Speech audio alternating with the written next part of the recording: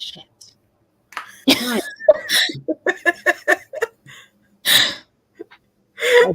still feel like we came in, though, the way we come in. With a swear word. You know, it felt very, very fitting. Welcome to the Writer's Room, July. And we are so glad you are here. I am here with my co-host, the lovely and talented Tiffany Russell and Morgan Lee. And our guest this month is Richard Holliday, in an effort to save time for our very sporty guest, Richard Holliday, who loves football. We're going to real quick. How often do I watch football? We're going to give Richard a chance to intro himself and run through some hellos of people in the chat. And then we're going to hop into our combo. Go ahead, Richard.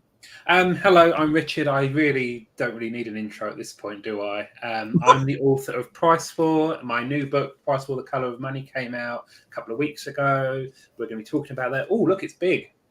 That's what she said. I've got a newsletter, subscribe to that. I do writing things allegedly from time to time. It's fun to come and hang out with these lovely people. That was the intro, by the way. Been thinking about you, Ben. Okay, so, and let's see, I said hi to Emma too, right? Hi, Emma. Okay, did I miss anybody new? JC, hi. All right, so we're here to talk about Price War, which just dropped. Link is in the description box below, as well as all the links for my lovely co-hosts. They both have pre-orders coming up. One of them coming up very, very, very soon, like this week. So get on it. Tuesday. And then the other one coming up not too long either, right below. So get down there and buy those pre-orders, people. They're coming right up. So August 4th, Morgan? Is it August 4th? August 5th. 5th. Okay. Oh, so close. So is that 3 weeks? 3 weeks? I can't believe we're nearly at the end of July. Yeah. What's going on? I know. It's just what happens when you get old, Richard. It just goes faster and faster and faster.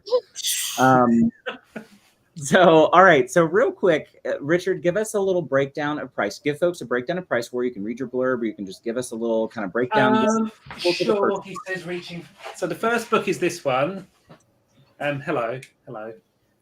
This is the first one. It's basically the story of what happens if a company like Amazon takes over a whole country. Boo, hiss, evil companies. No one likes them. So that came out last year. And the sequel came out about a couple of weeks ago. It's the follow, and it's book 2. Oh, look, see, it's got number 2 on it. There may or may not be a book 3, and we'll probably talk about that shortly. It's fun. It's sort of like a techno thriller, sort of like, set like 30 minutes in the future in a world that very realistically could happen if things really did go to shit. So, Yeah. And Eva, yes, the spines do match.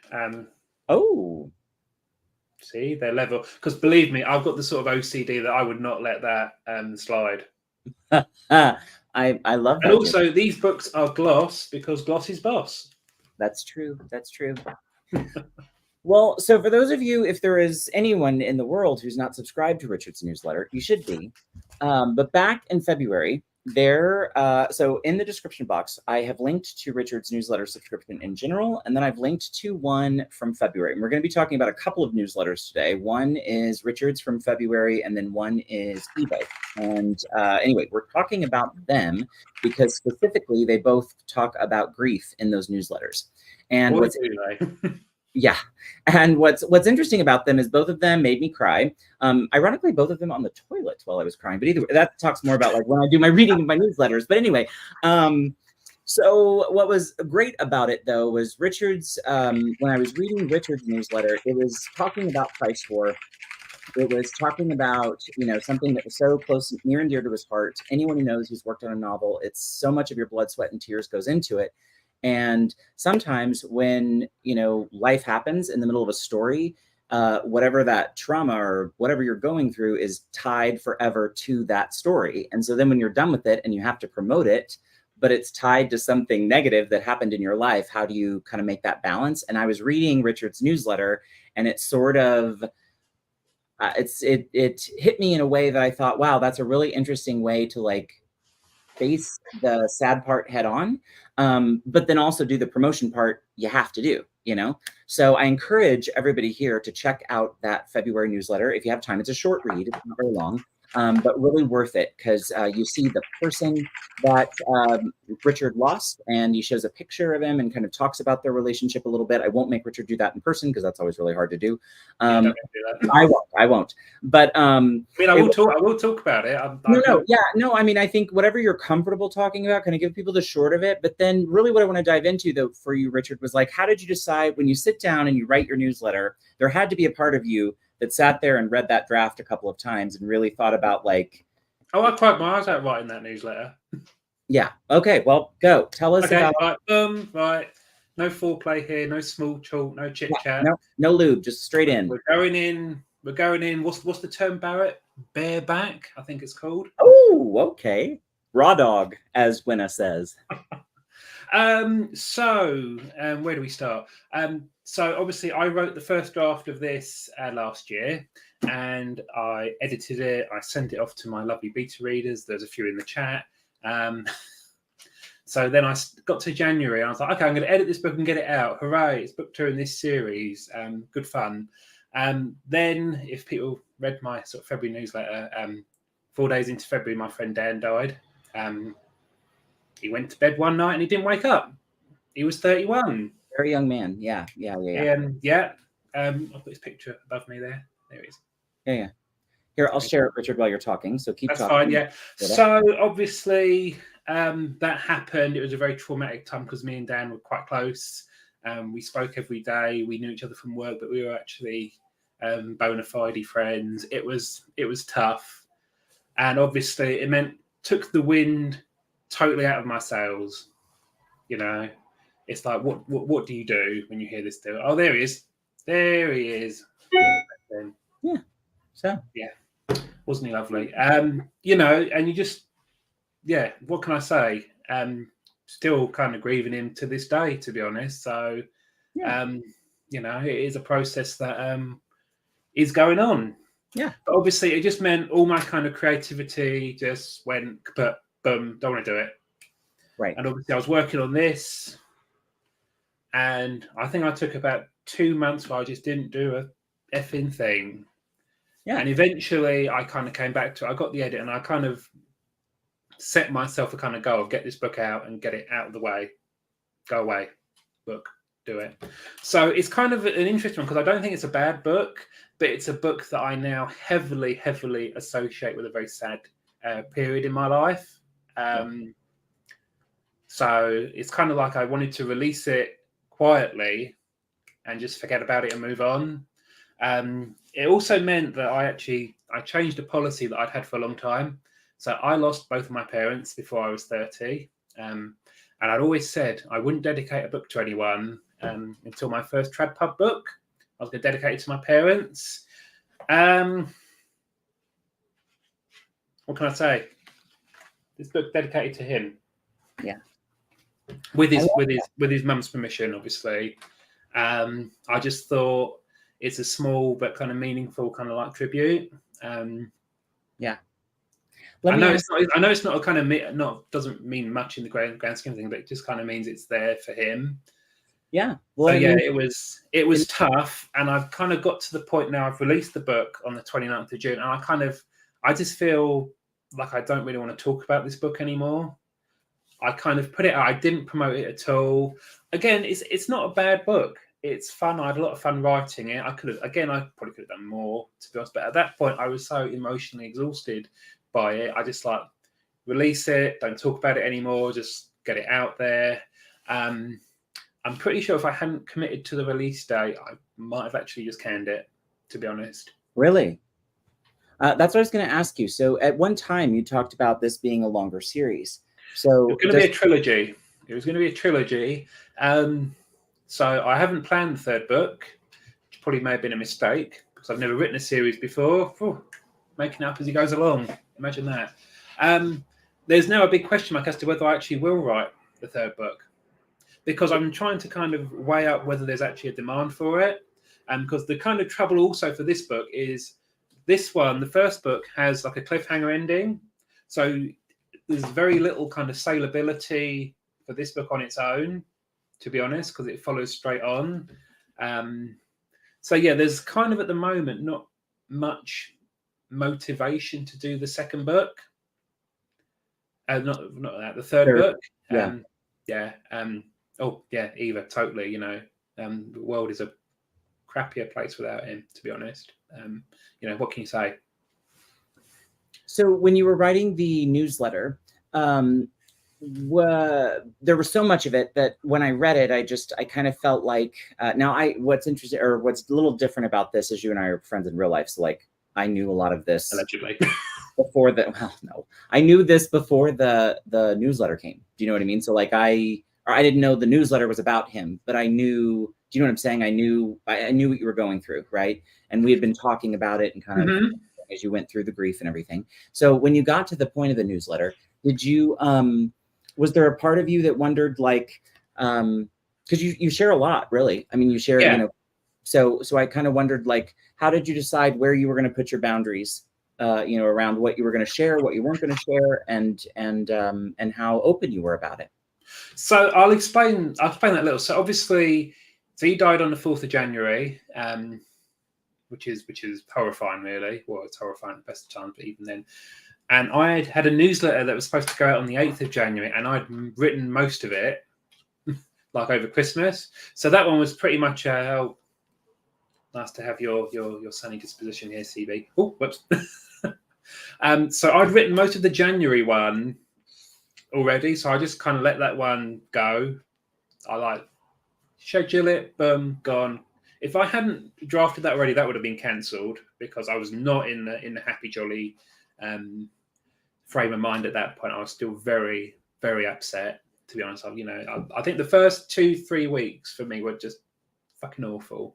Yeah. Sort of like not sleeping, not eating, like full on grief that I've not experienced since I lost my parents. Actually, to be honest, I think it was worse because my parents, they both got ill with cancer and died in the somewhat normal sense. But then, I was talking to him that evening.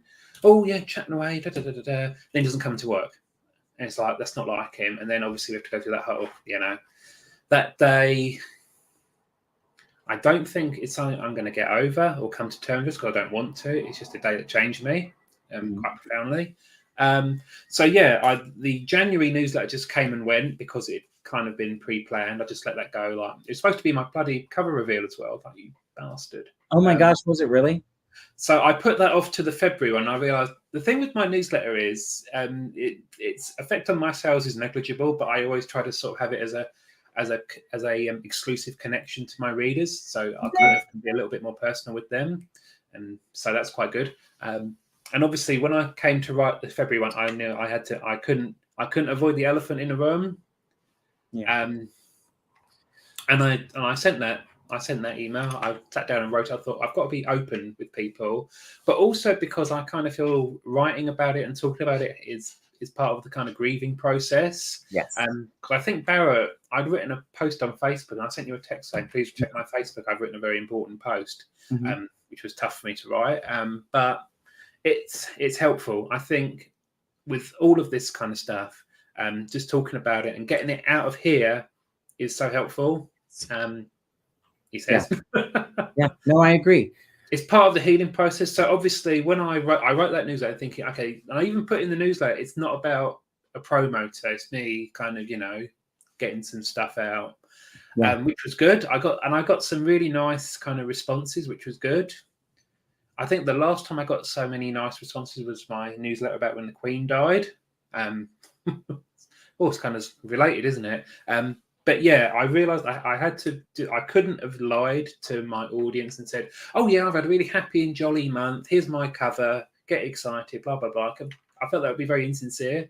Yeah. And while I know there are insincere people in the author community and AuthorTube, I can't do that. I can't lie to people like that. I can't put up a total front like that. I am me. Love me or hate me. We love you. Whichever you choose. So yeah, and I again, it's kind of difficult because for a lot of times I don't talk publicly about the grief because I don't want to be either accused of or perceived of fishing for sympathy. That's not what I want at all. But the stuff I've done, I think we're going to talk about Eva's blog post a little bit later. I didn't feel, I don't want to say brave or as comfortable. I didn't want to sort of talk about it as publicly as putting it on like my website or anything because I kind of felt Dan being my friend and not like family. It wasn't really my place to. I kind of wanted to respect that kind of boundary a little bit. But yeah, no, I'm glad I wrote those newsletters, and I did a couple of Facebook posts as well, which I've just kind of kept not public, but they're there for people who I allow into my circle. Right. And I kind of feel my newsletter is like an opt-in thing. I don't want to just blast it out on social media and stuff like that because I just kind of feel that's a little bit vulgar in a way, and it kind of doesn't do my friend's memory justice. So yeah, I hope that rambling and monologue answers your question. It did. Good. I'm going to. So I still want everyone to read it. I'm going to read the portion, 2 little paragraphs that I thought were beautifully written and all of us can relate to. My adult life has been shaped, unfortunately, by periods of loss and tragedy. Both of my parents passed away from cancer before I turned 30. My mom most recently in 2019, which is why Dan's loss adds to a sense of anguish in the early part of the year. I lost grandparents, aunts, etc. before then. Death comes to us all. It's the universal experience we all have. But Dan's death, like a light going off far, far too soon, without that pattern of person gets ill, person goes into hospital, person dies, feels, in a sense, more unjust. He had so much left to give if he'd only had the time and didn't deserve to go now one bit. It's still hard to process that he's actually gone forever, and now this has all come about. All death is unjust for those left behind, because we just wanted more time. But we meet our maker eventually, each and every one of us. Dan had the death that I think we'd all want. No pain, no suffering, no knowledge of what was to come. He died happy, just falling asleep. But to have this at 31 years of age is no age at all. He had dreams and plans and leaves behind so many to whom he meant so much. I'm proud to be a member of that group. Bawling on the toilet. Thank goodness I had toilet paper. It was very handy. So like maybe that's why I do that there. You guys keep writing the sad newsletters while I'm on the toilet because that is why it's handy. But here's what I'll say. Well, at least you had tissues to hand, didn't you? So nice. But listen, what I think is this. It was beautifully written. It was so heartfelt and true, and something we all can relate to because it is universal, and it's something we all connect with at some point or another. And it hit me in my feels. And then when you were talking kind of about the story and how it connected to that, I think I haven't written a story that's been connected to death, but I've written stories that have been connected to other moments in my life, like different happy, sad, different things. And it's funny, I never really considered how those emotions attach to that story. And then you kind of talk about it in this newsletter and it went, it kind of made a light go off in my head, like, oh yeah, I guess that would happen, wouldn't it? So I real quick wanted to ask my co-hosts, have either of you ever had that experience, not necessarily with death, but like where a visceral emotion is attached to a story or something you've written? Same for the audience. I unfortunately have had it attached to death. Oh. I relate to this so hard, Richard. I lost one of my best friends at 21. Oh. So I fully get it. And hers was not a peaceful anything. And so I didn't do a story, but I do have some poetry that is attached to like going through the grief process for that. And then there was another person who was a friend of my father's who had a heart attack, and like it was so sudden, I didn't know how to process any other way. So most of mine has been more poetry than necessarily like a full story, but I do get, those are things that almost like JC, I know she always says like some poetry, it takes a while for her to like get space from before she shares. I'm not positive those are things that I would ever share, but I will encourage, I know you were saying the dedication was something that was really kind of like you were unsure about, or it was a little difficult for you. For me, I don't know if people have noticed, but sometimes there's a Michelle in my books. That's always my best friend. That I lost. That's kind of my dedication to her. Whenever I need a really good best friend in there, that's always a Michelle. So one of the things that I kind of relate to there is in this book, there's a character, and I borrowed Dan's name. And my first proof, so he died on the 4th of January. My proof arrived on the 8th of January, and I would love to have gone in and shown him, look, Dan, I borrowed your name because I'm an uncreative bastard. The thing is, it was literally, this is what I do. I like to kind of just put these little, bits and bobs in. It's literally like I was writing this character. I was like, oh, I need a name. Quick. Goes on my WhatsApp. Oh, who's at the top? Boom, that'll do. I love it. Boom, that'll do. That's my writing approach. That'll do.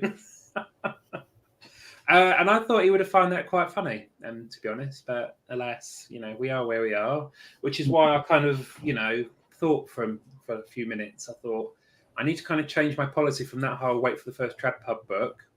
I kind of feel this one, even though I'm kind of distancing myself from this book, it's still dedicated to him.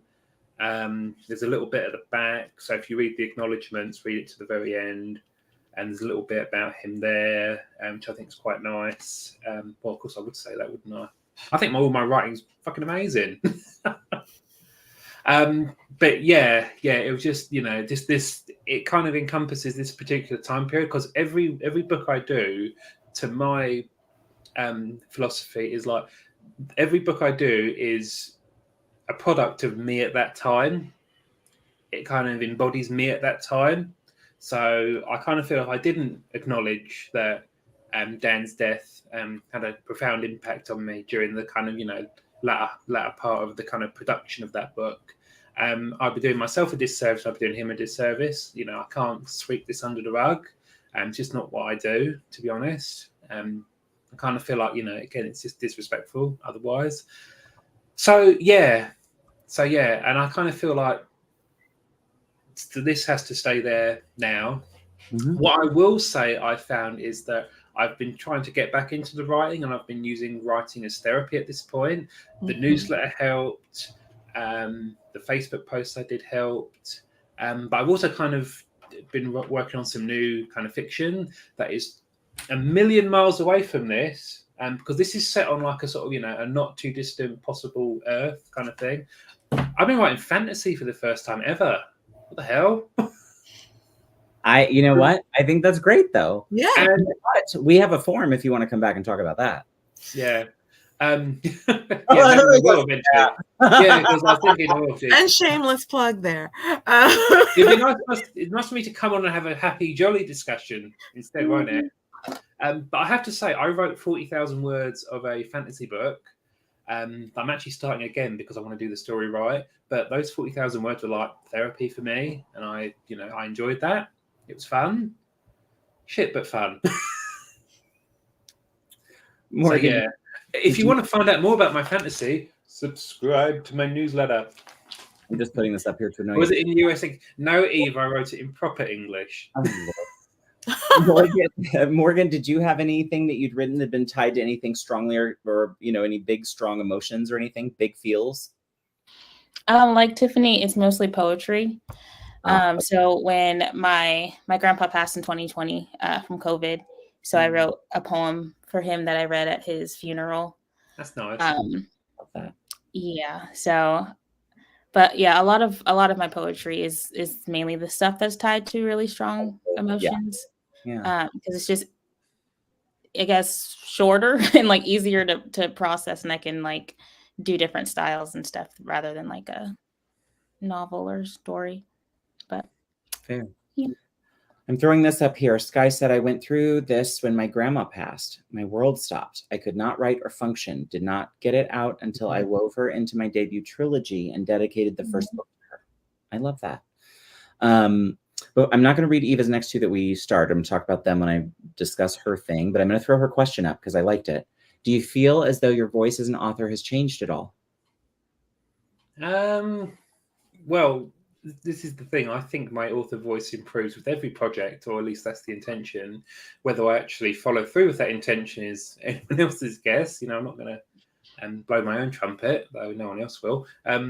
Yeah, I kind of feel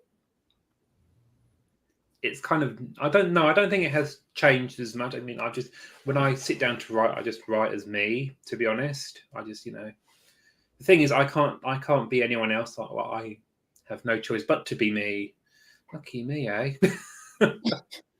So yeah, no, I just kind of feel like I said, every project is a learning process. Everything I write is hopefully like incrementally better. I've learned stuff from it going forwards. I mean, I can't really say, don't make friends with people because they might die.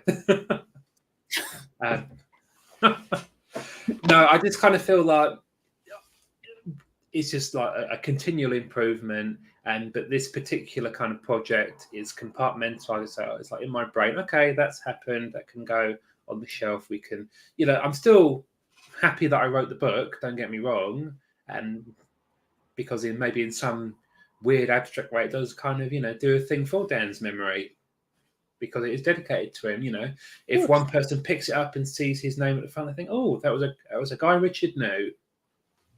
Maybe that's enough.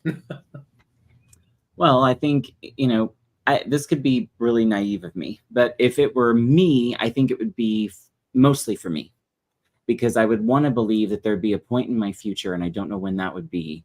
But grief for me has always been something that I get to a place where, like when you get past acceptance and you kind of get to the place where, it's okay to like be sad, but it's also like, it's okay. I would want to believe I could go back and pick it up, and that dedication would not sting the way it does now, and would feel more heartwarming, and would more feel like a hug and less like a ping in my gut. Oh, yeah, totally. No, I totally get that. I mean, I think that dedication was the thing I worked on the most out of the whole book, towards that kind of, when I was in the kind of preparing it for publication, because I wanted to get it just right.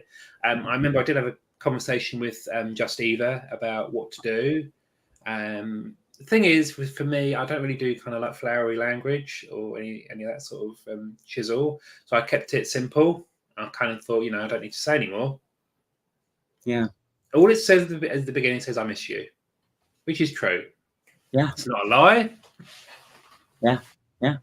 That's all that has to be said, really. I mean, I could have written, some of the things that I've kind of done after he died, some sort of, Facebook posts, etc., just to kind of, just to sort of mark remembrance of him, really.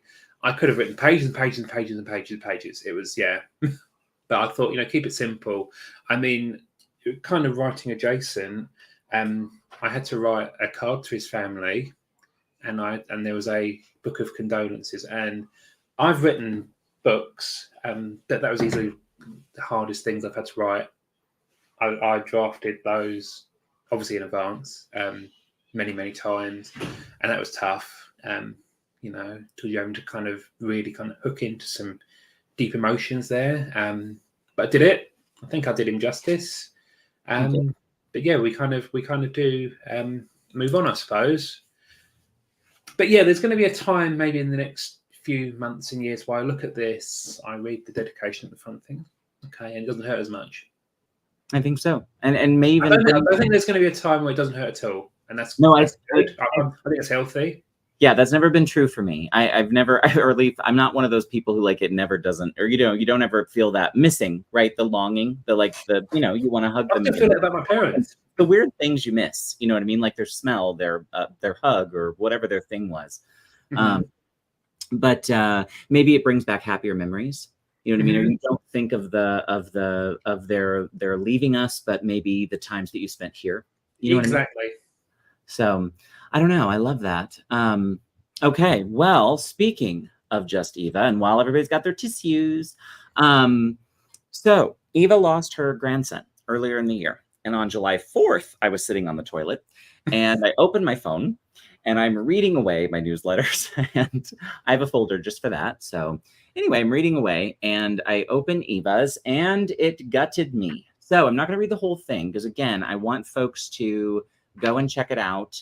I included the link in the description box, or wait, I may need to double check that I did add the right link. So I have to check that, but I will add it afterwards. So don't, and if Eva has it, drop it. If you have your Substack, Eva, drop it.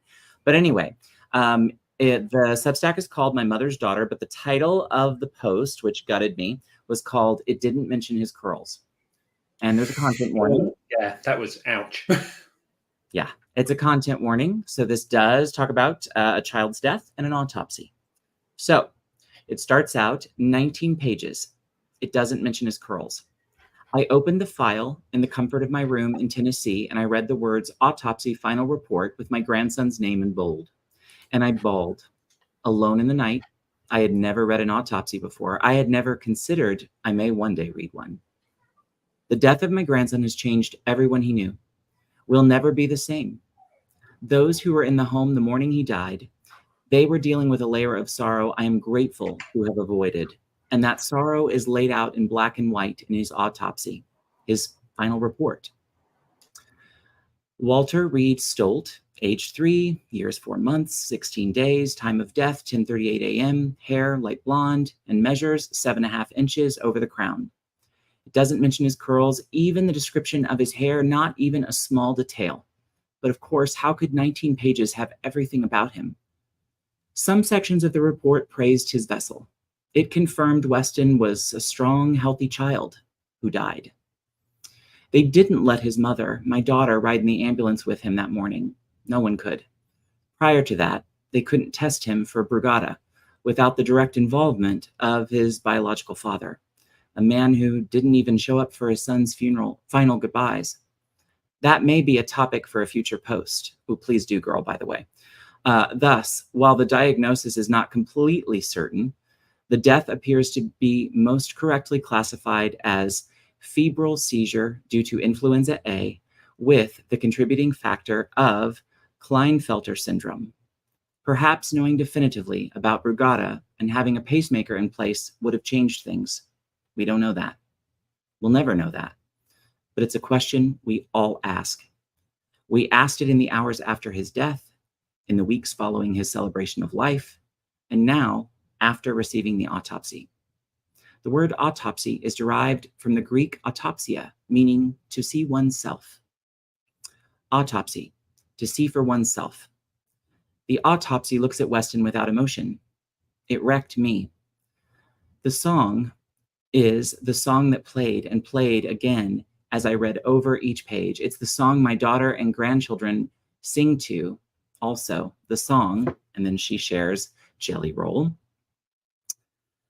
And she goes on to say, I'm just going to get to the end so I don't start crying here. Okay, autopsies aren't visually graphic. If you didn't know, Weston had curls. You could read this entire document and still not know that about him. You wouldn't know anything about him. I personally only got to know him for 250 days, 4 visits. I don't know what else to say, except that Weston Reed Stolt was a curly-haired boy who was full of life. I wish you could see for yourself. If you'd like to volunteer, donate, or otherwise support, and then she gives a link. I died. Eva, you killed me, but it was absolutely beautiful. Mm-hmm. I thought what was so great about it was a couple of things. It was like watching someone process grief in real time. And then it also took something that's very technical and gave me the emotional, something, again, kind of like Eva. I hope to never read one.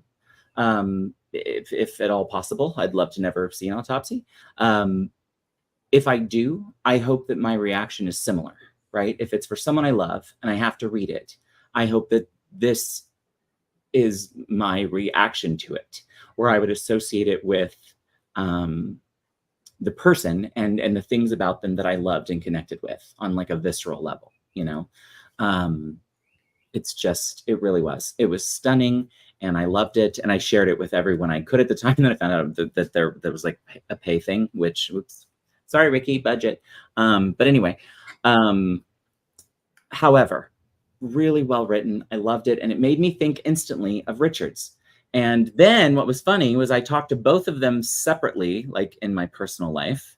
And come to find out, they had been talking to each other about this the whole time, so that when I talked to both of them about, hey, you should read, and hey, you should check out, they had both already, talked and supported one another, which I actually thought was really beautiful and lovely anyway, which is another kind of classic thing of this community where people kind of do that with and for one another. But I love that. Yeah. Do you want me to? Oh, never mind. Just glanced at the comment. I thought she meant the photos in the newsletter. Got what you mean. There were only 2 photos. They were very close-up images and parts of his heart, allegedly. I can't even imagine. You know what I mean? It's so, it would feel impersonal, but then there'd be so much about it that would be personal. And I know that you were kind of waiting on that closure because, again, it's a baby. You know what I mean? It's a kid, and they're kind of like, what happened? Like, how does a kid go from not feeling well one day to being rushed to the hospital? And I can't even imagine the agonizing wait that you went through in the gap of time, because I know there was a pretty long gap of time there. So I can't imagine, and as hard as it probably was to share that with all of us, that was so amazing. And I loved it. And thank you for sharing it. And again, it kind of hits into that grief piece. So earlier, Eva talked about how she's planning to honor her grandson. And she's working on a children's book for his memory. I love that. It's a surprise, though. I don't remember the first quarter. Yeah. Yeah, I think I relate to that. The first 3 months this year, we don't talk about. Yeah. No, we don't talk about that.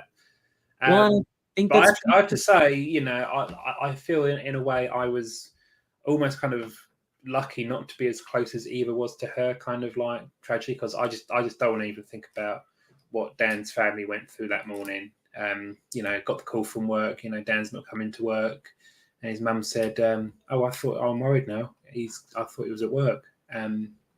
Boom, game over. Yeah. And I kind of feel there's also some parallels, because obviously he was, outwardly healthy. I was literally texting him until his phone went offline on WhatsApp the night before.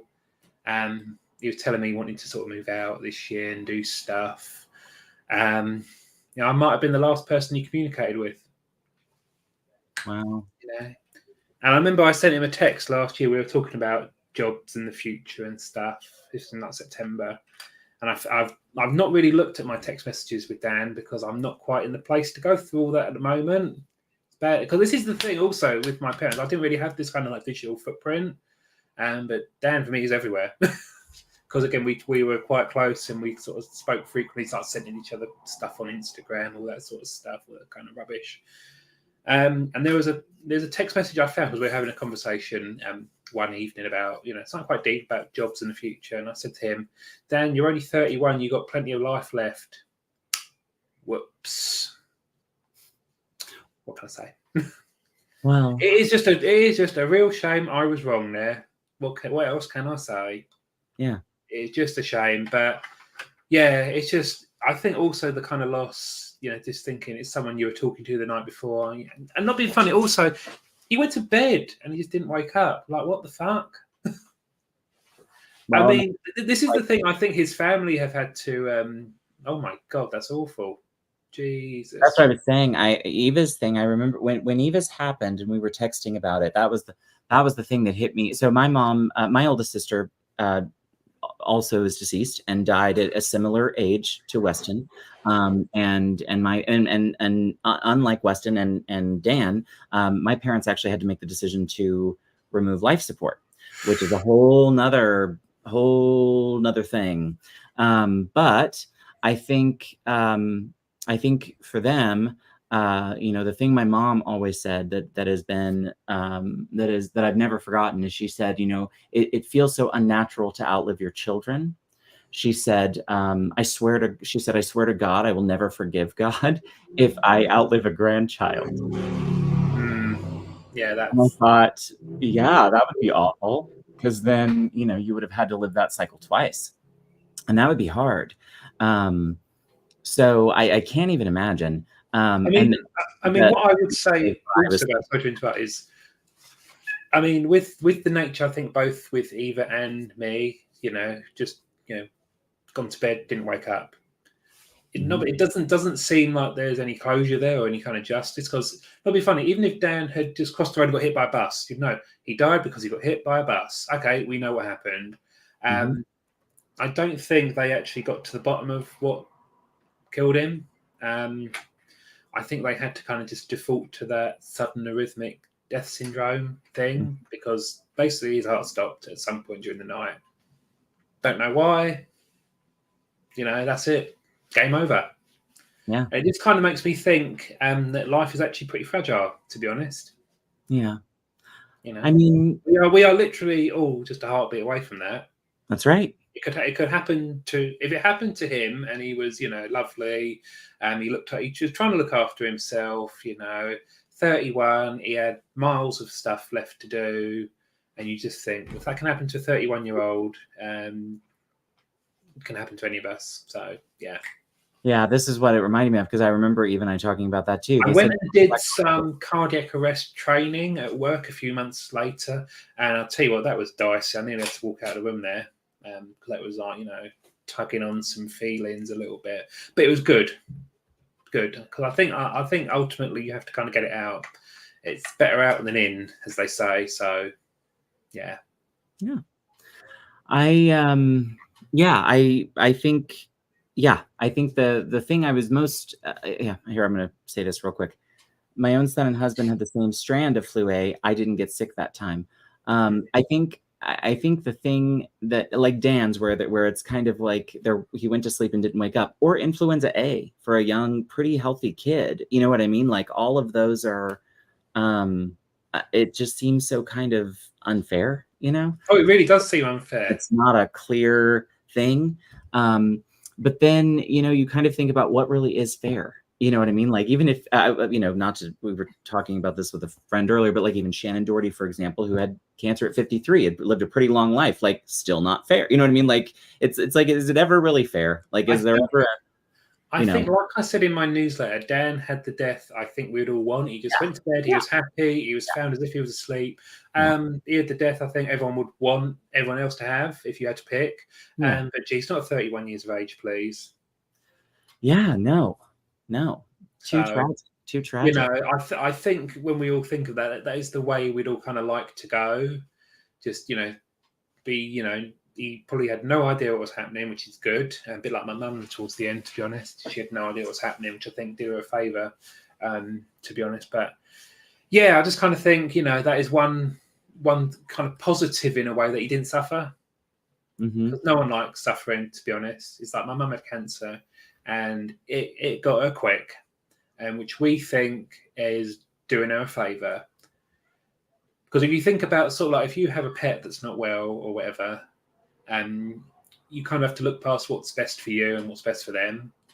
And I know the kind of phrase "put them out of their misery" is a bit maybe blunt, but you kind of are kind of glad that that's happened. And I remember when I went to see my mum in the hospital, getting a phone call at 2 a.m, I had sort of two thoughts walking out of there.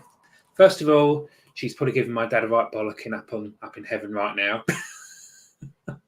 And it's done her a favour, it's over. Do I need to Google what bollocking is? That a fight or is that something dirty? Oh, just shouting at him. Okay. Here, this was my thought exactly. Yeah. So that's the one difference is with illness, at least you have some time to process, say goodbye, sort things through, say final thoughts. One thing I thought about with your text messages, Richard, and I bet something with Eva as well, with pictures and different things. I still have a voicemail message from 2013 from my grandpa. It's the last one I have. It's the most random message, by the way. He's giving me his order for Sonic. But I've kept it all these years, and I can't remember the last time I've listened to it, but you keep it in your back pocket just for those times when you need it. Right. Well, here we are. Look what it just did to me, and that's been 11 years. So you know what I mean. It's broken Barrett finally. There's this. Like I said, I will keep all the stuff with Dan until I'm ready to kind of go through that. I'm not going to delete any of it. I've kept copies of it all. I've downloaded it all. I even downloaded like a screenshot of when he was last online on WhatsApp. That that's kind of going to be. I know to me it's not comforting at the moment, but it will be at some point in the future. Yeah. Oh, that's nice. Yeah. What were you saying, Tiff? Oh, I was saying there's this great line in a TV show one time. Someone, I feel like they lost a parent or something, and they're sitting there saying, how they don't know what to say. They've never done this before. Mm-hmm. And the other friend that's sitting there says, I have, because she had lost someone. And they asked, like, was she sick or was it sudden? And she's like, she was sick, but it's always sudden. Oh, that's true. And I was like, that's like, I feel like that's the real like truth of grief, like whether they're sick or if it is something like unfortunately going to sleep and not waking up or whatever it is, it always feels sudden no matter when it happens. Like even if you're prepared for it, it still just feels like, oh, we're here. Yeah. Even if you're expecting it, when you finally get that call, you just think, is it now? I remember with my mum, I got the phone call on the Friday saying, oh, she's got weeks at best, which was a tough phone call to have. It was a 22-minute phone call. I managed to keep it together for 19 minutes. And then 2 o'clock on a Sunday morning, I get a phone call from the hospital. And let's face it, hospitals do not ring you at 2 o'clock in the morning for fun. It's not good news. No. Yeah, it's never, oh, we've had some wonderful. No, it was the phone call. And, we are where we are. I think there was a great kind of phrase that I shared with Chris Kenny, who went through a similar kind of like trauma years ago. It is what it is. It is what it is. Yeah. You kind of, it's kind of not fair, but you have to just deal with it. Unfortunately, you can't go back and change it. Maybe in some parallel universe it did go differently, but that's there. This is here. We have to kind of, all I can really say is it is what it is. It is what it is. It is what it is. Please don't put that on my gravestone, by the way. I know, right? Okay. Do we keep you for soccer? You can run. I've got a little bit of time. Don't worry. Okay, I was like, do an outro. Who's England playing? And oh yeah, England are playing in the Euro 2024 final. I don't care about football, by the way. I'm all about that national pride. Who's the other team? It's Spain. So it's colonizers. Spain's kind of a good team, though. Who's on Spain's team, though? Anybody good? Spanish people. It's a pretty decent team. Well, their girls' team is a pretty decent team. I tend to lean towards girls football, as y'all say, soccer as we do. That's netball, Barrett. That's netball. Go girls. Netball, is that what you guys call the basketball? I think they're two different things. They are. I think netball is closer to volleyball.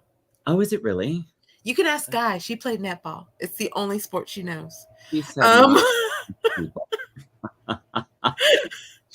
Real Madrid is a pretty good team. Oh, well, you know what? Thoughts and prayers, Richard. It's going to go great. England's going to win. Ish. If not, listen, it's been a crappy time for this country for the last few years. We need something to cheer us up. Yeah.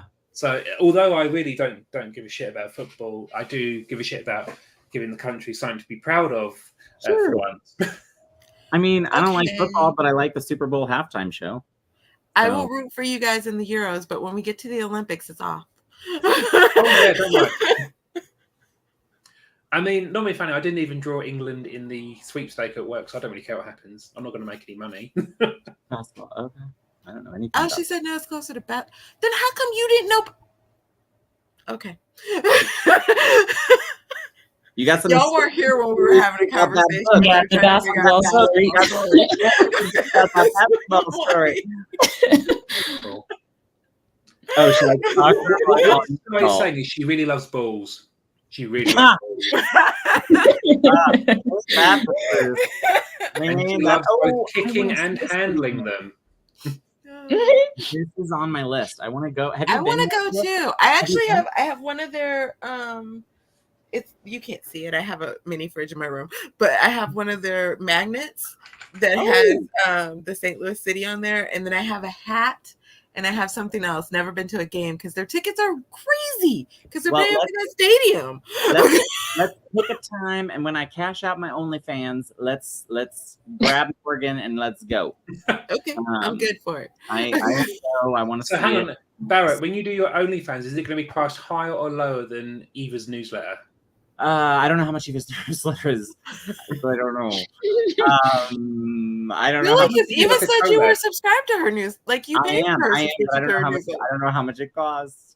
So You just pay it. So what he's saying, Eva, is you can charge whatever you want and he'll pay it. this is true. Some of you are priceless, and I buy whatever you do. So, most of you here actually. Yes. Oh, that's a bargain. Oh yeah, you guys aren't cheaper than Amazon Prime. I'm not going to give you 2 fat rolls and my spider bite for $60. You guys are going to have to cough up some serious money to get anything good there. Let's see. Oh, was I really? This is. You tell my husband that. Oh, very funny. Anyway, no, I really do want to go see one of the games, so we got to figure that out. I do too. We'll go England. Is it England or is it like a team in England? Don't you guys have like 2 or 3 teams? Oh, this is like a national. We have a bunch of teams, but I think this is their like national team. Just said his name. We know you're missing soccer, dude. Don't go. I'm going to be Chris. You got this on video. I'm about to watch football.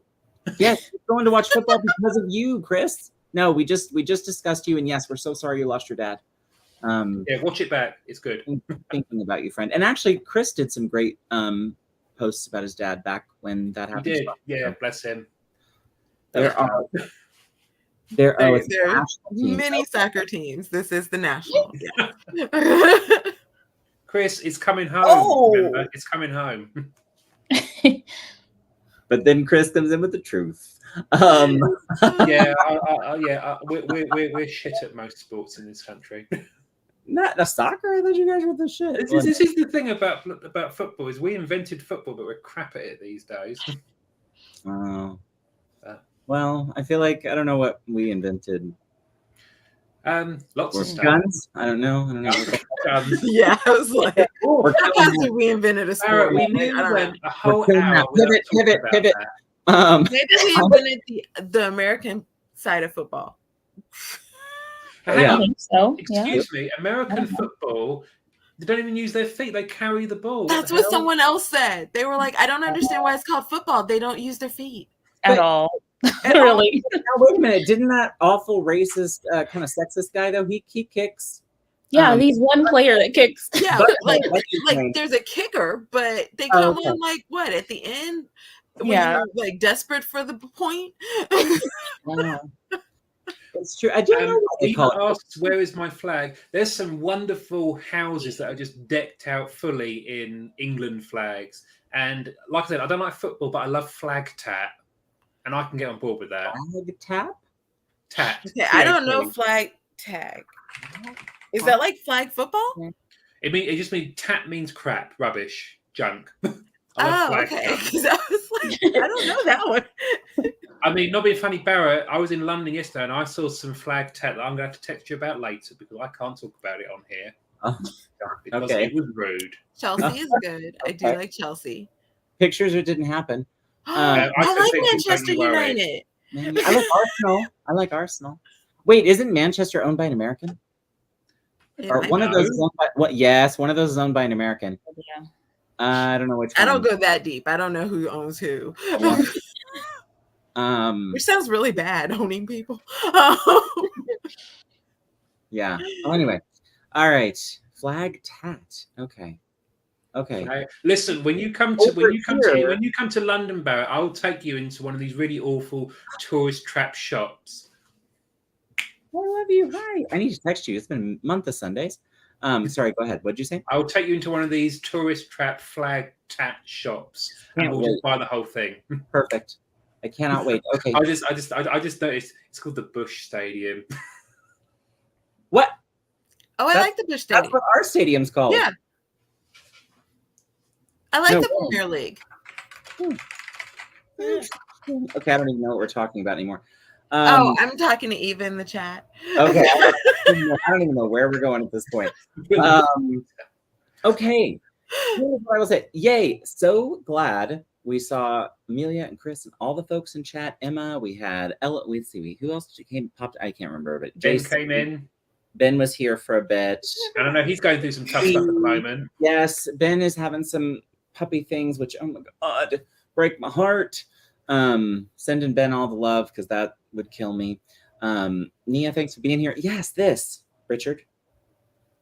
And then let's see. Oh, if you would like to join us for something that doesn't make you cry or me talking about my toilet habits, you can fill out a form and we'll talk about your story and help you get it whipped into shape. You can, oh, you're still here. Sorry, Ben.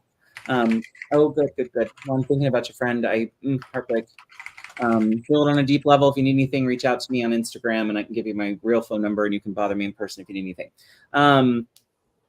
But anyway, if you want to join us on the show, there's a form. Feel free to fill it out. It's really good. You can either do that's 100% Morgan. Did Morgan do the form? I believe, yes. Mm-hmm. We do love a good form, don't we?